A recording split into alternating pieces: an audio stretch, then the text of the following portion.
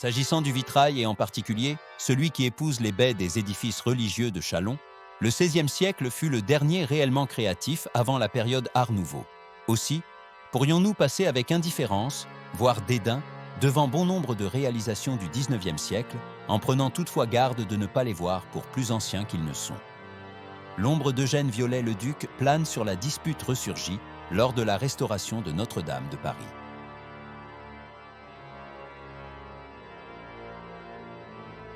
Lorsqu'un vitrail n'est plus, doit-on le remplacer par des grisailles géométriques, des bouches-trous, comme dans le bas-côté nord de la cathédrale Saint-Étienne?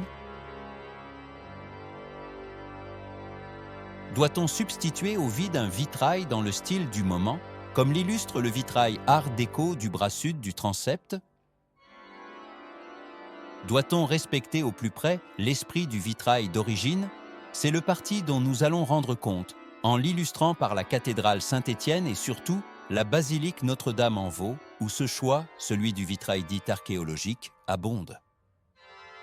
Le maître verrier qui est intervenu au collatéral nord de la cathédrale a particulièrement cherché à recréer les vitraux du XIIIe siècle en respectant les styles et les techniques médiévales, au point de faire illusion. Les plombs sont larges, le verre possède l'irrégularité du travail artisanal. La palette des couleurs aussi bien que leur intensité sont confondantes. On y retrouve les trois couleurs fortes, le bleu avec ses nuances, le vert et le rouge soutenu et décliné en rose subtil. Enfin, les carnations sont rendues par des grisailles sur fond argent. Comme au XIIIe siècle, on perçoit la tentative de s'affranchir du schématisme et de la raideur romane, sans toutefois atteindre le réalisme propre à la Renaissance. À la basilique Notre-Dame-en-Vaux, il n'en va pas de même. Le vitrail de l'arbre de Gessé peut encore faire illusion, aider des pollutions qui le vieillissent.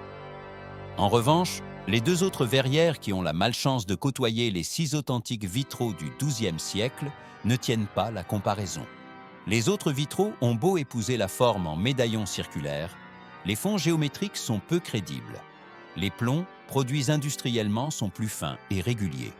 Le verre, produit au XIXe siècle, est plus homogène, plus fin. Alors qu'au XIIe siècle, les verres sont colorés dans la masse, les innovations techniques et chimiques du XIXe siècle donnent des couleurs plus uniformes. Les grisailles sont plus sophistiquées. Les vitraux du chœur confirment ces constats.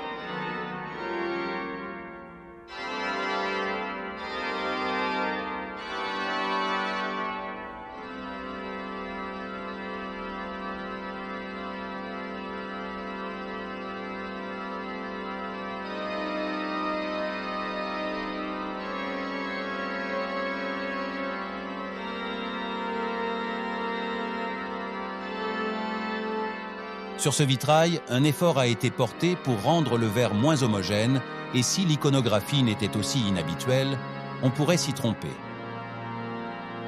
Enfin, cette Vierge à l'enfant est bien différente de la Vierge en majesté du XIIe siècle, et une telle copie, peu propice à restituer l'atmosphère romane, pourrait plaider en faveur d'un vitrail moderne.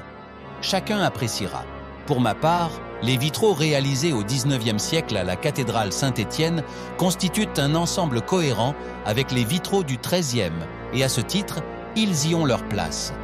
C'est moins évident à l'abbatiale Notre-Dame-en-Vaux, mais l'ensemble serait-il plus satisfaisant avec des bouches-trous ou des vitraux dans un style plus actuel ?